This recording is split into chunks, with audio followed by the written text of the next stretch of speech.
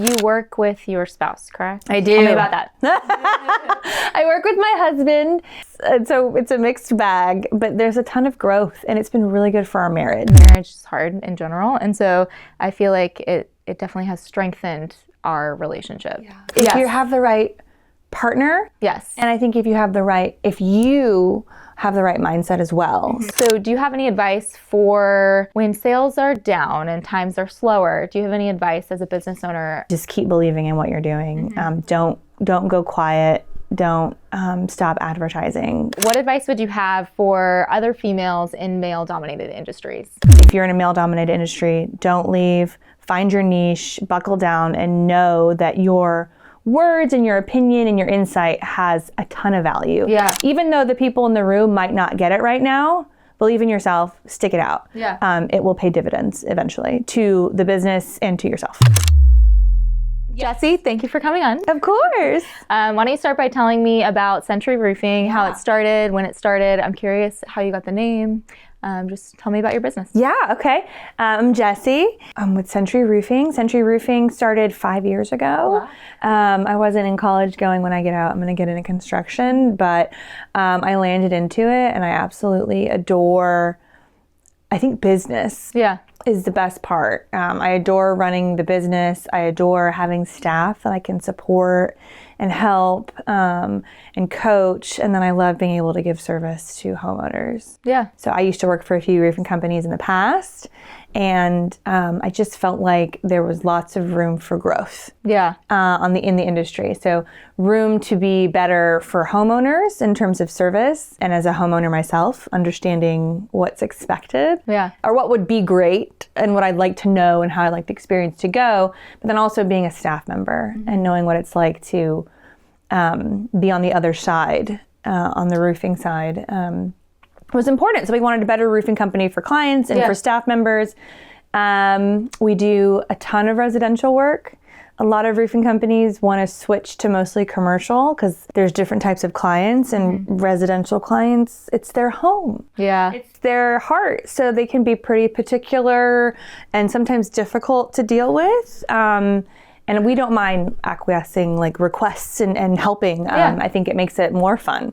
So we do a lot of residential work, very little commercial, and that's us. Yeah. And Sentri, you asked me about the name. A Sentri, this is funny because everyone thinks that we're Sentri Roofing, right, like 100. I know. We have some branding people who've told us, hey, you might want to change that.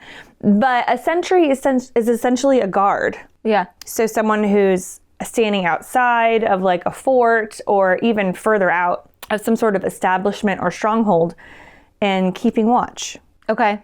And so that, I've seen the logo with the lighthouse. Yeah. Is that where the lighthouse comes into? A little bit, yeah. So a sentry is a person who stands watch, but then you also have the lighthouse, which is standing watch, but also sort of a calling light. Okay. Of safety, of home, of security in crazy seas in the darkness. And so, I don't know, just all of those things felt very much what we wanted the business to be, which is something that felt like home, something that felt like safety that you could come to in difficult times, and then know that as a Sentri, we're always looking out for you as well and trying to be proactive. I like that. So that's how we came up with it. Yeah.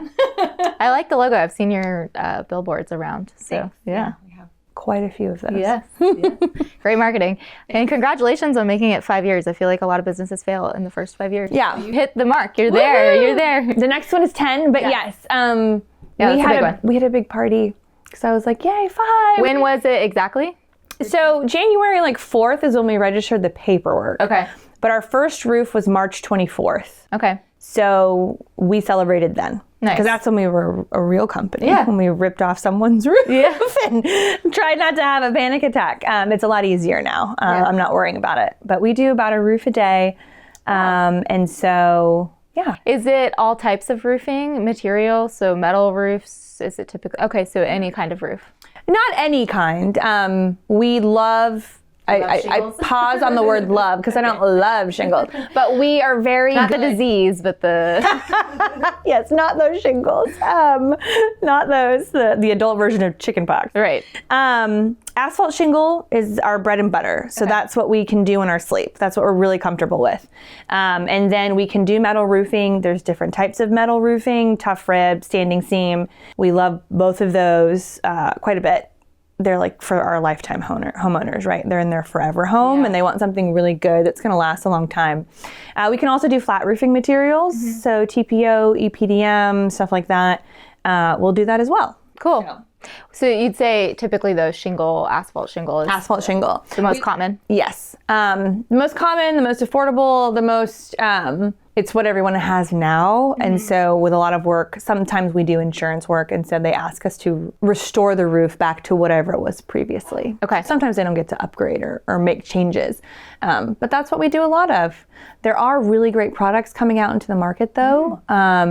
Composite materials that are from recycled shingles or from recycled metal. They last, 50 years or so. Wow.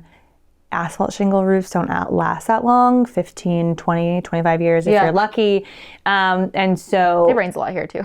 Yeah, I love those products, but the price point is so high. We're not able to really push them because the consumer's not ready for that yet. But there's lots of really great other products. But we don't get to do them as much because the price point is so high. Yeah. And then you work with your spouse, correct? I do. Tell me about that. I work with my husband. It's great. It is difficult. Yes, for sure. But it's great. I mean, we have good days and we have bad days. And sometimes I feel good, like for instance, yesterday, we had our owners meeting and we talked through a couple of points and I felt like, oh my God, that was really hard and difficult, but man, did we get a lot of good stuff done. Yeah. So it's a mixed bag, but there's a ton of growth and it's been really good for our marriage. Yes.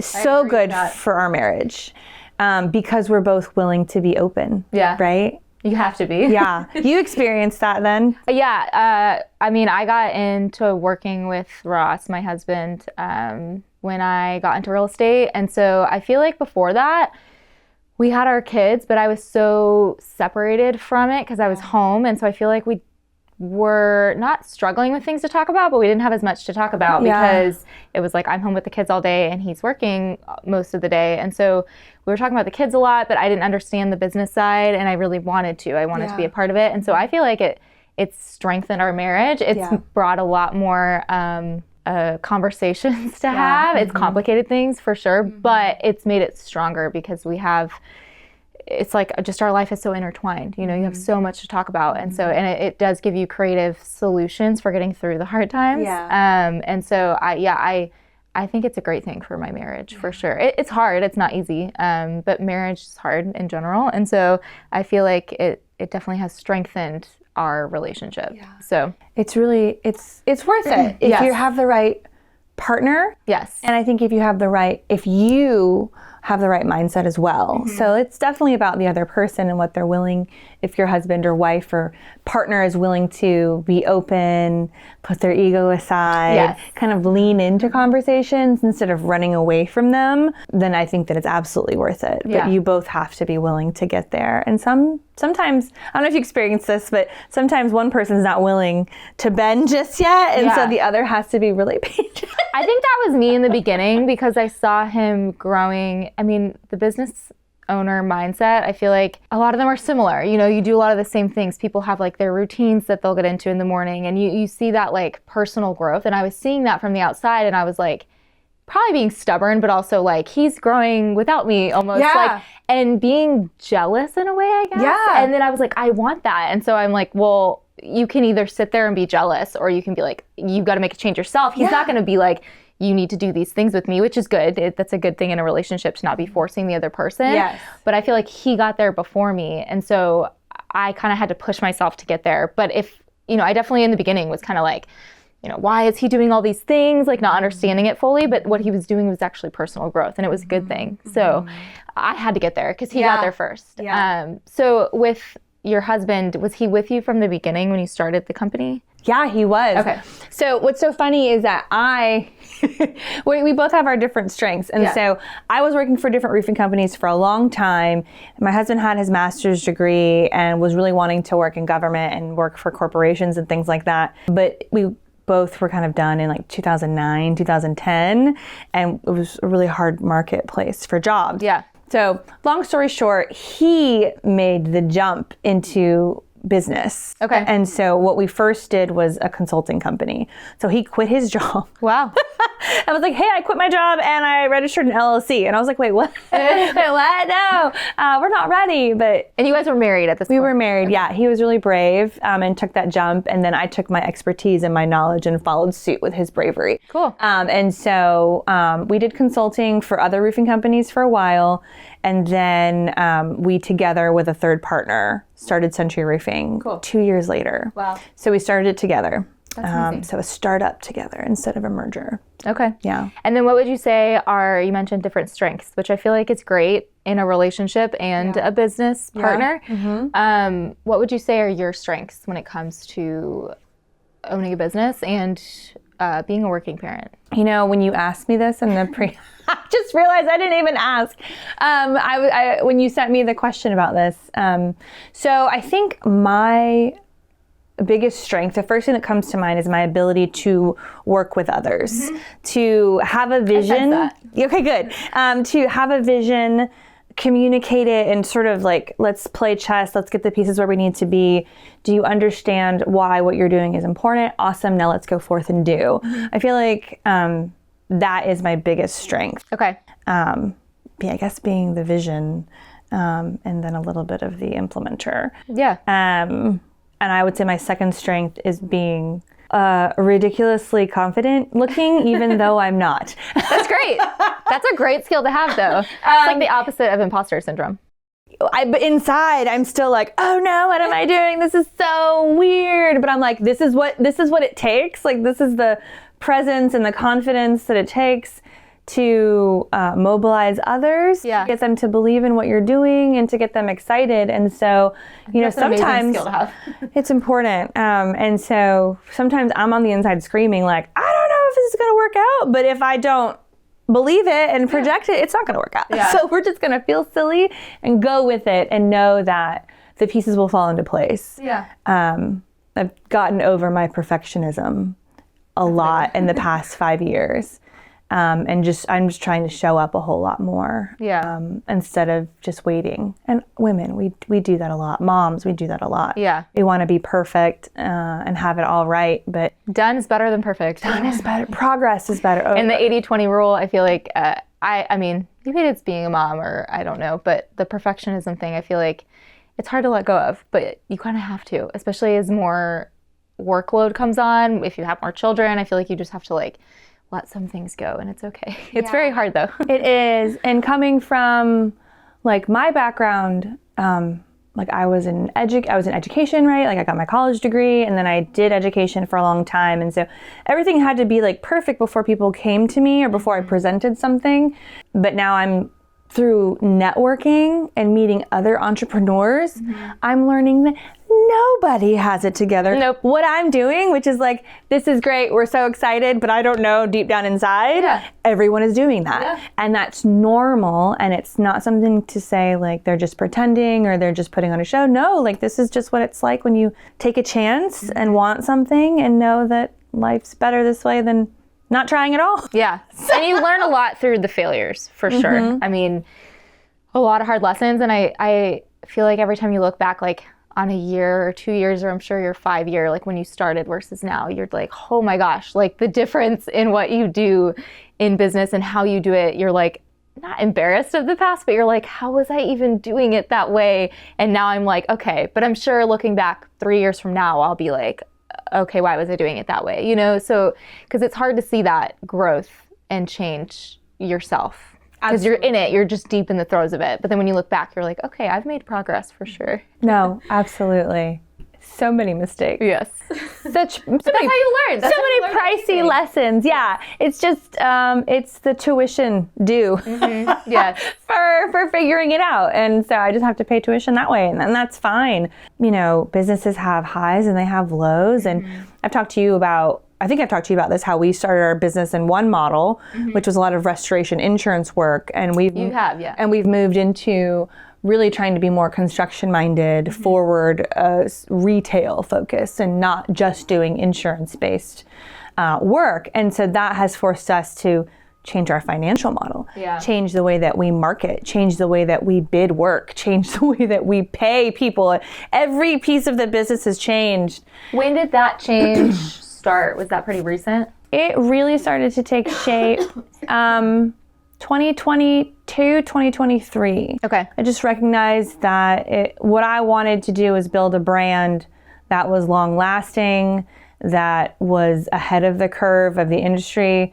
And when I say ahead of the curve of the industry, I've been seeing trends on what the way insurance work has evolved. And we see that with like hurricanes all the time, right? So like no one will insure a home in Florida anymore. No one, like a lot of rates are going up on things like that. And so a few years ago, that work was getting more difficult. And it's also really hard to build a brand name for yourself when you can't go to a home and just diagnose and give solutions. Okay. And in the Instead of waiting insurance, for a storm to happen. correct. Okay. Yeah. And so it just felt like a much more sustainable model, a model that I could raise my family with instead of storm chasing.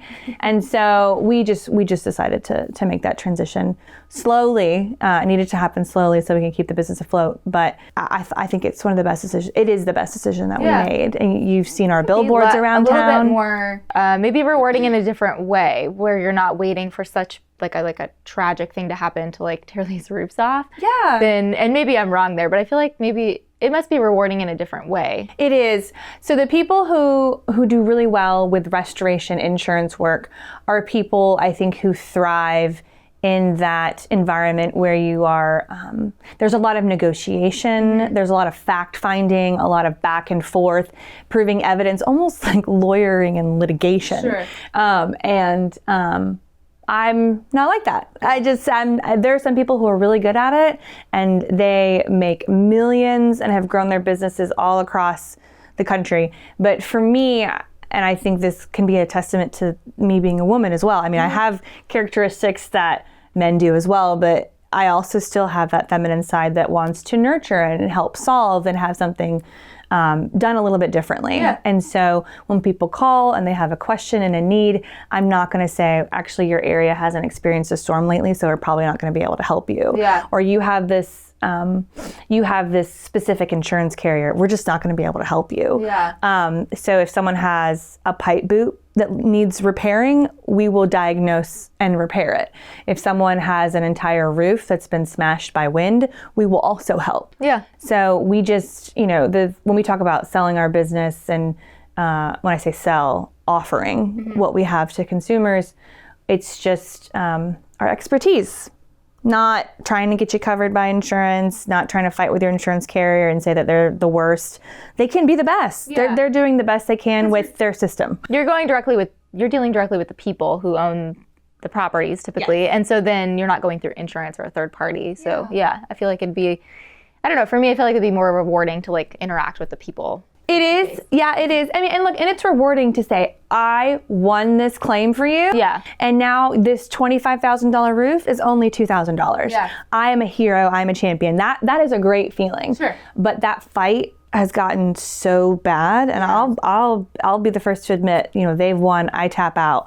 I'm not going to hire a lawyer. I'm not going to do all those things. As much as I want to, a homeowner wants their issue fixed. They don't want more problems. Yeah. And to me, I feel like it can add more problems. Now, whose fault is that? My fault, the insurance company's? I don't know, but our goal is just to fix the problem. Yeah. Yeah. And so we want to be able to do both, and we do both now. From a business perspective, it's better as well for cash flow. Yeah.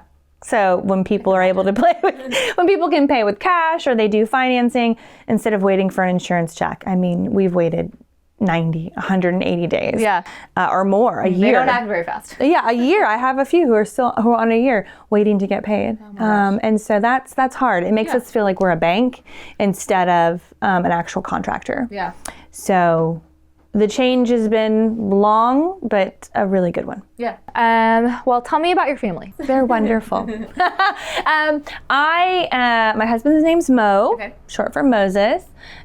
He is Colombian. He moved here when he was 5. Cool. Grew up in Miami. We met at a college party in Athens. Love it. We were long distance for 3 years or so, but it was fun. I was in college at the time, so And you were here? I was in Knoxville. Okay. So that worked out really well. We have been together since 2007. We just celebrated our 10-year anniversary. So exciting. And we have 2 adorable, crazy, wonderful boys who are 11 and 7. Okay. Josue and Matthias, and they are the best. You know what that's like. They are my mirrors. Who show me myself and challenge me to be a better person every day. But they're great. And they're also my biggest cheerleader. Yeah. That's really cool.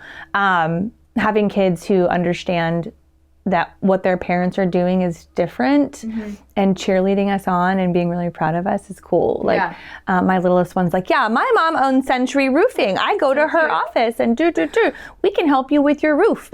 So cute. Yeah. And so Networking for you. networking for me. No, at the grocery store, at school, everyone knows what we do. So, but that's just us. We're done with the kiddos. We've got a dog. Sure? Yes, we're done. Yes, my heart wants more, but no, we're done. Especially the business is our baby. Yeah.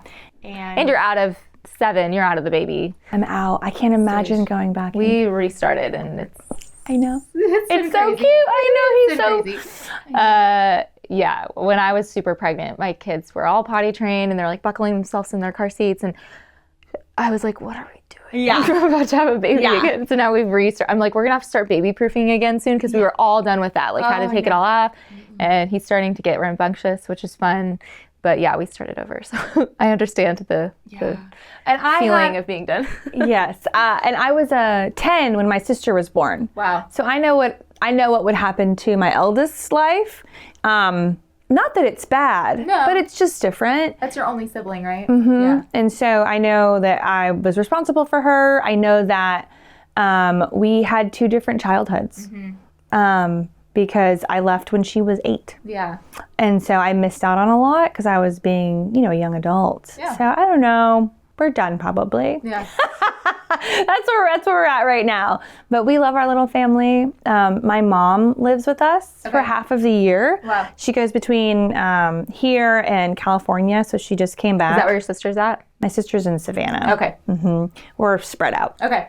But it's nice to have mom here to help out every once in a while. For sure. And then she goes back. And so we get to understand the benefits of having family nearby for a little bit. Yeah. And then she goes off. Yeah. So Sure, it's bittersweet. it is bittersweet. Like she came back last week and I have gotten so much done since she's been back. Yeah. And my husband and I have had more time to talk and we went to the movies already. And it's nice to have someone else. Did you fall asleep? I feel like if I went to the movie theater, I would fall asleep. I wanted to. We watched Deadpool, which I love Deadpool movies. This one, not so much. It was just overkill. Very actiony. It was just too much. I'm not a gore person. I felt like it was just a lot. But I didn't sleep. I mostly just wanted to leave. But if we watch movies at home, I'm always asleep. Yeah. There's always one in the relationship. Ross is the one that falls asleep. I'm a night person, but there's always one in a relationship who falls asleep on the couch when you're watching something. It's me. It used to not be me. I am the night owl, but I think the kids and the work. Once it's all done and you sit down, you're like, okay. Yeah, my brain just goes whoop, and I'm asleep. And they kind of push me and knock me and wake me up, but I'm usually out. Yeah.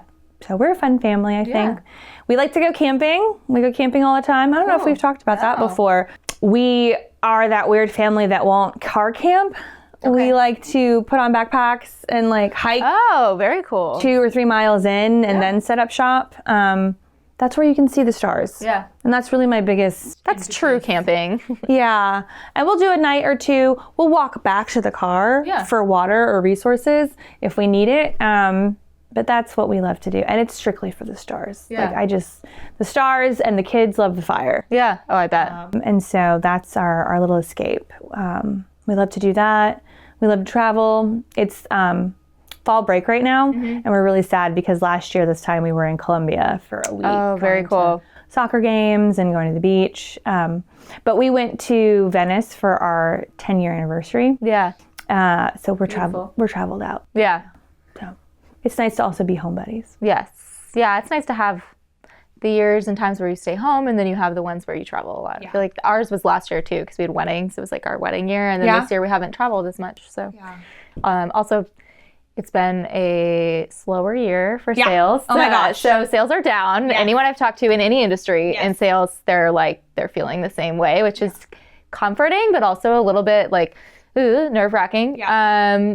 But so do you have any advice for when sales are down and times are slower? Do you have any advice as a business owner for other people in sales?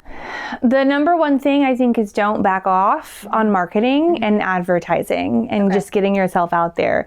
And it can be tough because you're down, you don't have any activity, but it's time to be creative and find new ways to get out there. You might not be closing the deals, but you're nurturing leads and relationships and your brand. Last year, we started to slow down, which is normal for us. Sure. Around November, December, ridiculously slow. Yeah.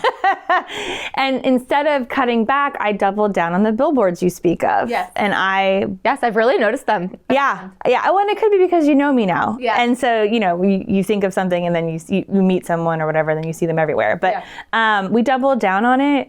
And this year, even though we are slower, our inbound call volume is up.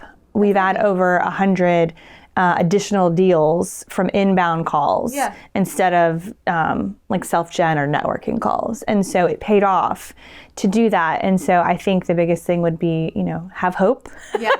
Know that there's a season. I think anyone who's been in sales long enough or just business long enough knows that there's seasons. They just got to hold on and just keep believing in what you're doing. Don't go quiet. Don't stop advertising, because this time of year especially is when everyone's watching TV. Yeah. Everyone is talking to each other and visiting, and it's the perfect time for real estate, to have people pass your name around. So that would be my biggest piece of advice. Have hope and don't slow down on the marketing. That's great advice. Yeah. Because it's hard not to get stuck in that, why is it so slow? And then kind of get distracted and move on to something else. But you're you just have to laser focus. But it's hard to do. It's easier Less said is than done. more. Yeah.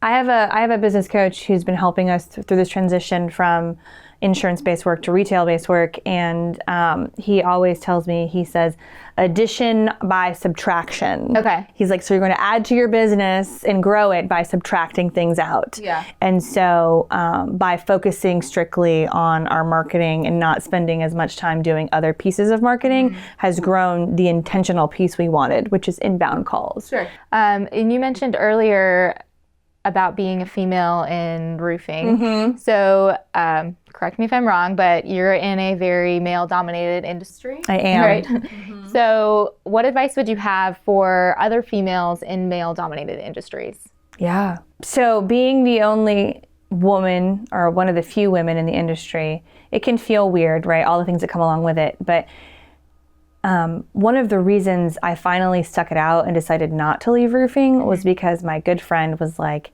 they need you. Yeah. She's like, you are, I'm Asian American. I've lived all over the world. My dad was in the military, so I have really fresh perspective on lots of different things. Yeah. And I also am a woman. And she was like, they need you. You're complaining that about, whatever the culture is like, it's really male dominated. They're not caring about their customers. They're not seeing this. They're not seeing that. They're not pulling you in the room. That tells me they need you. Yeah. The industry needs you. So don't leave. Stick it out. Just find the home or the place where people will appreciate your input, your differences. Yeah. And don't quit. And so that would be my biggest thing is know, as a woman in a male-dominated industry, your difference is your gift to that industry. And so home services are right now a really hot commodity for investment firms and just lots of growth, because there has always been one side to it, very male dominated. And so bringing a female perspective or just outside perspective is proving to be profitable. Sure. And so if you're in a male dominated industry, don't leave, find your niche, buckle down, and know that your words and your opinion and your insight has a ton of value. Yeah. Even though the people in the room might not get it right now, believe in yourself, stick it out. Yeah. It will pay dividends eventually to the business and to yourself. And I feel like your strengths that you mentioned earlier go with that. You know, you said that you are good with people and talking with people, and you mentioned training them, and I can see that. I could see how that could be valuable as a woman, to have that fresh perspective, and with a lot of men around, you know, almost be that like home base that they can come to. Like a motherly figure. I don't know if I want to say that, but I mean, when you talk about someone who is a mentor or a coach, I mean, it becomes fatherly, right? Like football coaches are fatherly as well. So I have no problem having the I don't know if mom is the right word, but just that home base, that feeling of comfort, or maybe just like a different perspective than a male might have. Yeah. What I think and what I love about being a woman in the industry is I feel like my team, now I have grown the team to be really big, and then we've actually shrunk down quite a bit. Okay. And I'm okay with that. Yeah. But the process of doing that was difficult. So there's a lot of clarity on values, on where are we headed, what is the systems, what are they going to look like? And some of the team members, it just wasn't a good fit for them anymore. Right. And instead of getting angry and leaving, we had a good enough relationship where they could come to me and say, hey, this isn't going to work for me. I just don't know. I don't know, you know, if I can adapt and change, if this is in my future. And we had really great conversations because I don't want to say motherly, like you said, but that's I was huge to not be the scary. Yeah. I feel like the old school, like scary boss who yells at everybody. Isn't, you know, that isn't necessary anymore. I feel like that's an old school mindset of what a boss is. I feel like it's great when you can have people and you're leading them and they're comfortable coming to you and having those conversations instead of you're just yelling at them all the time, because people just get scared and then they you know want to leave and probably don't explain why, and then you can't grow, right, because you don't know why they left, because they don't feel comfortable telling you. And I've done that in the other companies I used to work at. You know, there's a lot of yelling, a lot of closed-mindedness, and so I had to go. And the new generation coming into the industry is not like that. They don't like yelling. They don't respond well to it. They want to be pulled in instead of pushed away. Okay, and you mentioned your dad was in the military. You moved around a lot. How did you wind up in Chattanooga? Yeah. So I ended up in Chattanooga because Chattanooga was always home base for me. Okay. So my dad was born and raised here in East Tennessee, specifically in Polk County. It's a really small town. Heard of it? Small county. I don't know that I've been there. It's okay. There's the town he's from is called Benton, Tennessee. It has I know that. Okay, it has one red light. Yeah. And you're through the town. Yes. Okay. You're through the town in less than 2 minutes. Cool. And so every summer, not every summer, but most summers, I would be sent here to hang out with my grandmother. Okay. Out in Polk County. And so I went school shopping at Hamilton Place. Wow. I went to the aquarium. I went to Ruby Falls and Rock City every summer, and spent a lot of time here and in Dalton with my family. And so Chattanooga's always been the one home base for me. Yeah. So coming back here was never the dream, but it just ended up that way with COVID and my family being up here.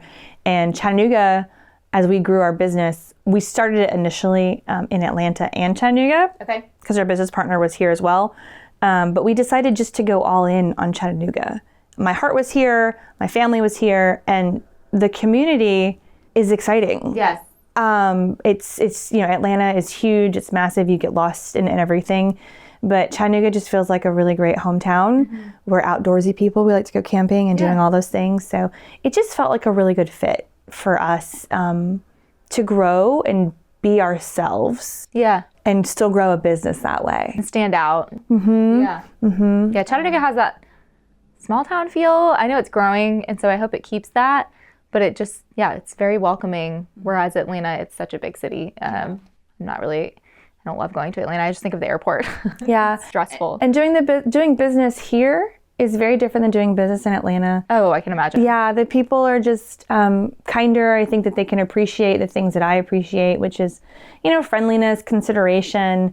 They still appreciate thoroughness and technology here. Now, while not everybody here understands it or loves it and still wants like a printed contract instead of a fill and sign PDF, but they're still open and adaptable, and it allows us to, as someone who's very flexible, we can do both. Yeah, I think they're very receptive here to small businesses. Absolutely. Yeah, and that like family oriented mindset.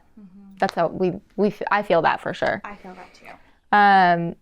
Okay, so you moved here during the pandemic then? I did. Okay. Yeah. Okay. Lots of people did. So many people did. We did. Yeah, we did. Kids were homeschooling. Well, our littlest one wasn't even really in school at the time. But our eldest was in 2nd grade and then went online. So you weren't homeschooling him before that, but then you just did during. Yeah, he was online in Georgia. Okay. And so I was like, well, all of our work is in Tennessee because we had the tornado that happened. Yes. So we got really busy, and we were just driving up here almost every day to help grow the business. Yeah. And then my mom was driving to Atlanta to watch the kids. You're like, this makes no sense. Yeah, it made no sense. So we just said, hey, let's just get an apartment and see how this works. Then we ended up getting a townhouse and staying here, and then sold our house in Atlanta after a year and just made this permanent. Yeah. And we love it. Yeah. So It's a great town. it's 15 minutes to get to anywhere. 15 minutes is too far in Chattanooga. In Atlanta, 45 minutes is the normal. I was in Denver. It was like, to go a mile, it would take you like 20 to 30 minutes with traffic at rush hour. And I'm like, this is silly. Yeah, and everywhere I turn, there's a beautiful view. Yeah. So I'm really happy to be here. Yeah.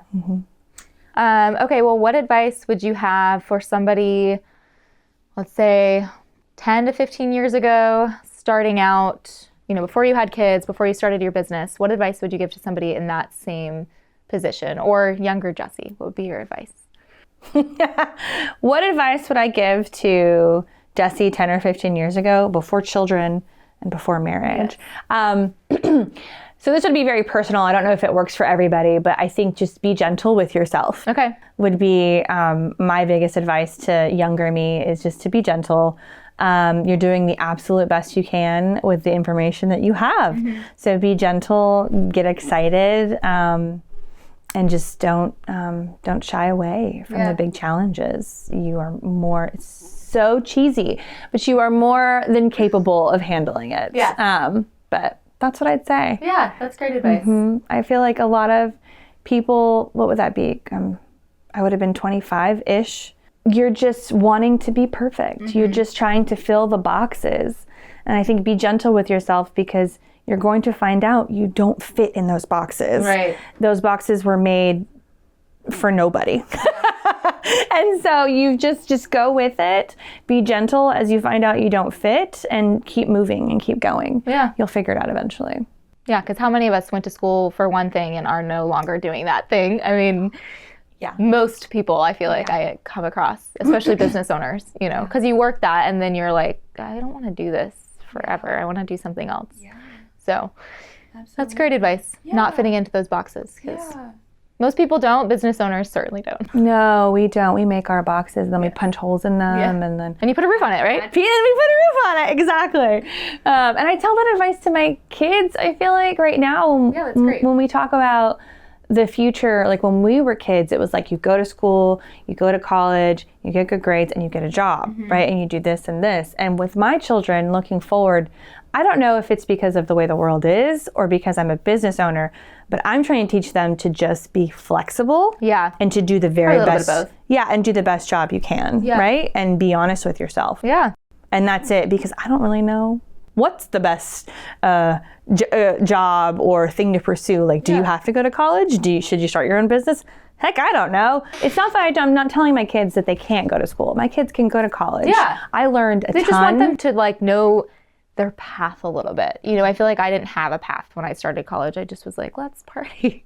Oh, yes. And then get, you know, the prerequisite stuff done. Oh, yes. And then you pick your major, but it's like, I feel like to have some sort of vision of at least what you want to do, you know, rather than spending all this money and time. Yeah. You know, if I got my real estate license right out of high school, I would be so much further into my real estate career. Not that, you know, maybe I wouldn't have stuck with it and I would have changed course, but it's like, you know, kind of figure out what you want to do. Yeah. Do you know, I don't think you have to go to college anymore. There's so many other things you could do. The YouTube University. Yeah. I think the biggest thing is mindset. Yeah. Like just, I think that if you had started real estate right out of high school, would your mindset have been where it was after college? I think that's kind of crazy though, is like when you get into your mid-20s and like into your 30s, you kind of change your, I don't know. I feel like a lot of people change what they want to do than versus when they were 18 to 25. Absolutely. It's like you have this vision of what you think your life is going to be like, and it's typically not like that.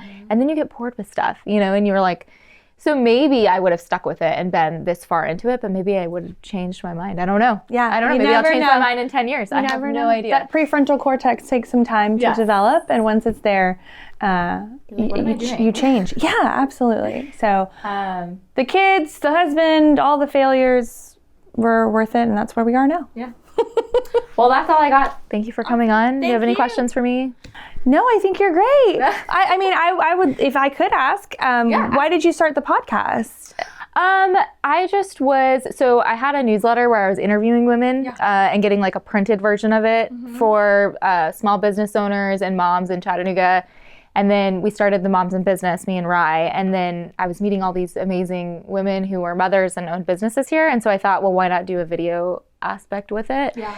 And, you know, that's kind of how it started. And so it just kind of, I ask a lot of the same questions, but everybody's story is different. So just kind of roll with it and change course. I've gotten more comfortable on camera too. The first podcast, I'm like, oh my gosh, the audio was terrible. But just to have some marketing for myself, but then also offer it to people who come on if they want to use it for their social media or whatever they want to use. But yeah, just to meet women and amazing women in our community. Could I ask you what your favorite tip for mothering and working and all the things is to keep your mind sane? Nobody's really asked me that recently. I got to think. You put me on the spot here. As someone who's doing all the juggling, you've got to have good advice too that people want to hear. I would say go with the flow and learn to roll with it like that. And I'm still working on that. I don't think that you can compartmentalize your family and your business and keep it separate. Like there's just so much overflow. I try to like, especially with my kids, like purely focus on them, but then you get a phone call and you get an email, and I try during certain hours to not respond until they go to bed. But then it's like, do I want to be emailing people at 10 o'clock at night? Not really. And so I think that idea of like separating it and keeping it separate, I've had to let go of. So I would say just learn more to go with the flow. Yeah. And I'm still working on that. I don't know that I'll ever perfect it, but I would say go with the flow, because stuff's going to come up. Stuff's going to come up in your home life. Stuff's going to come up in business. It constantly will. And so learning to like roll with it to get through it if you need to, because sometimes you're just getting through stuff and not enjoying it. So yeah, I would say go with the flow. It's something that I'm still working on though. It's so good. I'm glad that you're doing this. Keep doing it, because hearing that you also struggle. And that we have very similar struggles makes the mothering and the working part feel more communal. Yes. And I'm not lonely. Yes. So because it's lonely. It's lonely owning a business. You're alone a lot, especially in your thoughts too. And so yeah, it's very helpful having the networking and just talking to people about this kind of stuff. Because yeah, it is a lot of the same struggles that you hear. Yeah, we're not crazy. We're not doing bad. This is we're just doing amazing. normal. You're crushing it. You are crushing it. You are crushing it. So let's just keep doing that. Yeah. All right. Well, that's all I Thank got. you. Thank you so much for coming on. Of course.